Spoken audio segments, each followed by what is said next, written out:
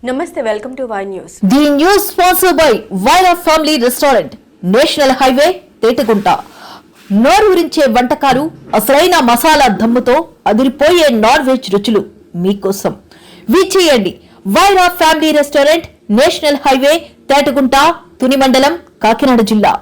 రాజమండ్రి నగరం అంతర్జాతీయ క్రీడా వేదికగా రూపుదిద్దుకోబోతుంది. ప్రపంచమంతా ఇప్పుడు రాజమహేంద్రవరం వైపు చూడబోతుంది. చైనా పురాతన క్రీడా డ్రాగన్ బోట్ పోటీలు త్వరలోనే రాజమహేంద్రవరంలో జరగబోతున్నాయి.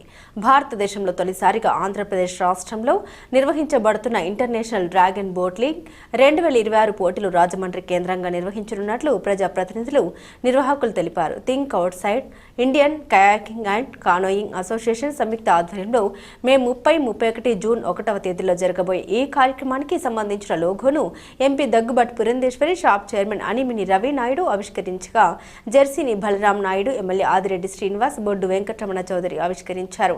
టీజర్ని ఎమ్మెల్సీ సోము వీర్రాజు విడుదల చేశారు. అధికారిక బ్యానర్ను నాయకులు విడుదల చేశారు. అలాగే థింగ్స్ అవుట్ సైడ్ యోగేష్, శిల్ప, బొడ్డు వెంకటరమణ చౌదరి కలిసి వెబ్సైట్ను ప్రారంభించారు. సోషల్ మీడియా ప్రమోషన్ కార్యక్రమాలు కూడా ప్రజాప్రతినిధులు ప్రారంభించారు. ఎందుకంటే ఇంతవరకు కూడా రాజమహేంద్రవరానికి ఒక సాంస్కృతిక క్షేత్రంగా, ఒక ఆధ్యాత్మిక క్షేత్రంగా గుర్తింపు ఉన్నటువంటి సందర్భంలో క్రీడల్లో మెరుగైనటువంటి గుర్తింపు తెచ్చుకునే దిశగా ఇవాళ రాజమహేంద్రవరం అడుగులు వేస్తుంది అని చెప్పడానికి ఏదైతే ఇవాళ మనం లాంచ్ చేసుకున్నామో ఈ డ్రాగన్ బోట్కి సంబంధించినటువంటి ఇంటర్నేషనల్ అంతర్జాతీయ కాంపిటీషన్ ఏదైతే మనం ఇవాళ ఆవిష్కరించుకున్నామో అది దానికి నిదర్శనం అని చెప్పి మనం అందరం కూడా భావించాలి. డ్రాగన్ బోట్కి సంబంధిస్తే ఈ క్రీడ చైనా దేశంలో ఆవిర్భవించిందని చెప్పి మనకి తెలియవచ్చినటువంటి విషయం, మనకి చరిత్ర చెప్తున్నటువంటి విషయం. క్యూ యువాన్ అనేటువంటి ఒక హిస్టోరియన్, ఆయన అక్కడ ఉన్నటువంటి రాజుకి వ్యతిరేకంగా ఆయన కొంత వ్యాసాలు రాసినటువంటి సందర్భంలో ఆయన్ని బహిష్కరిస్తూ శిక్ష వేయటం జరుగుతుంది. ఆ అవమానాన్ని భరించలేనటువంటి సందర్భంలో ఆయన వెళ్ళి జలసమాధి అయ్యి అక్కడ ఉన్నటువంటి నదిలో జలసమాధి అయినటువంటి నేపథ్యంలో ఆయన్ని అభిమానించేటువంటి అక్కడ ఉన్నటువంటి పౌరులు ఆయన్ని వెతుక్కుంటూ అందరూ కూడా, అంటే ఒక్కొక్కరు ఒక్కొక్క బోట్ అని కాకుండా ఈ రకంగా ఒక పెద్ద బోట్లో అందరూ కూడా ఎక్కి వారు ఈ డప్పు చప్పుళ్ళు చేసుకుంటూ ఆయన కోసం వెతికారు అనేది ప్రతీతి. అక్కడ నుండే ఈ యొక్క క్రీడ, ఈ డ్రాగన్ బోట్ అనేటువంటి క్రీడ ఆవిర్భవించిందని చెప్పి పెద్దలందరూ కూడా మనకి తెలియజేస్తున్నటువంటి విషయం. అయితే ఇందాక వ్యాఖ్యాత ఎవరైతే మాస్టర్ ఆఫ్ సెరమనీస్ మమ్మల్ని అందరినీ కూడా పరిచయం చేశారో వారు చెప్పారు ఈ యొక్క డ్రాగన్ బోట్ క్రీడలో ఉన్నటువంటి ప్రధాన అంశాలు వారు తెలియజేశారు. సాధారణంగా ఏమిటంటే టీమ్ స్పిరిట్ని ఇది చాలా పెంపొందిస్తుందని. ఎందుకంటే దగ్గర ఒక 20 మంది ఉంటారు ఆ బోట్లో, అందరూ ఒకే రకంగా, అంటే ఒకే లయలో వాళ్ళు ఈ బోటుని ముందుకు తీసుకెళ్లేటువంటి ప్రక్రియ. మధ్యలో ఎవరైనా ఒక్కరు కొంచెం అలసత్వంగా వ్యవహరించారు అంటే ఇంకా క్రీడలో మనం గెలిచేటువంటి అవకాశం ఉండదు. కనుక ఆ టీమ్ స్పిరిట్ని పెంపొందించేటువంటి ఒక గొప్ప క్రీడ ఏదైనా ఉన్నదంటే అది ఒక డ్రాగన్ బోట్ అని చెప్పి మనందరం కూడా గమనించవచ్చు. అదేవిధంగా కాన్సన్ట్రేషన్, ఎందుకంటే మనకి ఏదన్నా కొంచెం అటు ఇటు మనం ఆ బోటుని ముందుకు తీసుకెళ్తున్నటువంటి నేపథ్యంలో కొంత మేరకు అటు ఇటు మన కాన్సన్ట్రేషన్ పక్కకు వెళ్ళింది అని అంటే ఈ లయ మీద మనకి ఈ లయ తప్పుతుంది. ఈ లయ తప్పిన వెంటనే మనం గెలిచేటువంటి అవకాశాలు తగ్గిపోతాయి. కనుక కాన్సన్ట్రేషన్. అదేవిధంగా ఆరోగ్యానికి సంబంధించి చాలా వరకు కూడా మనం ఇప్పుడు చూస్తూ ఉంటాం. ఈ జెన్ జీ ఇప్పుడు ఉన్నటువంటి తరం వారు ఎవరైతే ఉన్నారో కార్డియో ఎక్సర్సైజెస్ చేస్తాము అని చెప్పి చెప్తూ ఉంటారు. కానీ ఒక రకంగా చెప్పాలంటే దీన్ని మించినటువంటి కార్డియో ఎక్సర్సైజ్ ఉంటుందని చెప్పి నేను భావించాను.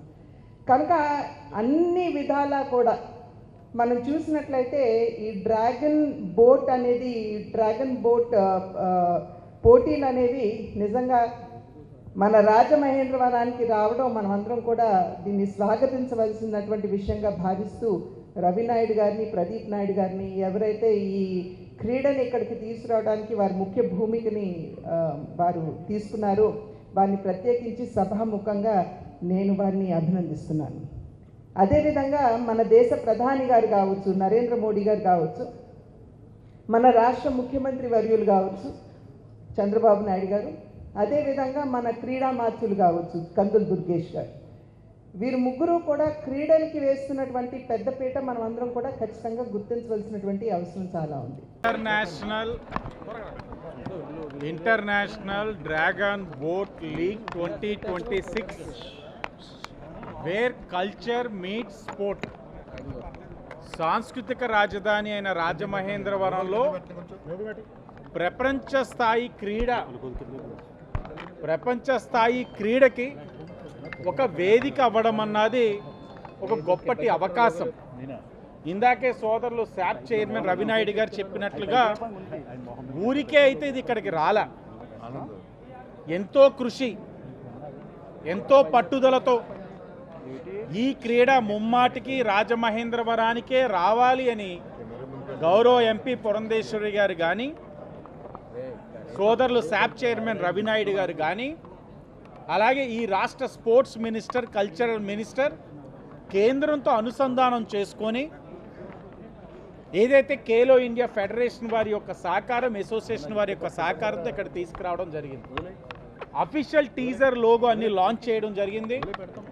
మధ్యాహ్నం 2ంటికి డిస్ట్రిక్ట్ అడ్మినిస్ట్రేషన్ ఏదైతే కలెక్టర్ గారు, ఎస్పీ గారు, ఆర్ఎంసీ కమిషనర్ గారు, ఎంపీ గారు, నాతో పాటు మిగతా ప్రజాప్రతినిధులు కూర్చొని క్రీడని ఏ విధంగా నిర్వహించాలి, లాజిస్టిక్స్ కానీ ఇన్ఫ్రాస్ట్రక్చర్ కానీ ఏ విధంగా ప్రొవైడ్ చేయాలి, సేఫ్టీ నార్మ్స్ ఏ విధంగా తీసుకోవాలి, ఈ యొక్క క్రీడ ద్వారా రాజమహేంద్రవరం ఒక బ్రాండ్ ఇమేజ్ని ఏ విధంగా ముందుకు తీసుకెళ్ళాలి, ఆంధ్రప్రదేశ్ ఒక బ్రాండ్ ఇమేజ్ని ఏ విధంగా ముందుకు తీసుకెళ్ళాలి, ఆంధ్రప్రదేశ్లో క్రీడలకి ఇస్తున్న ప్రోత్సాహాన్ని ఏ విధంగా తెలియచేయాలన్న దాని మీద కూర్చోవడం జరుగుతుంది.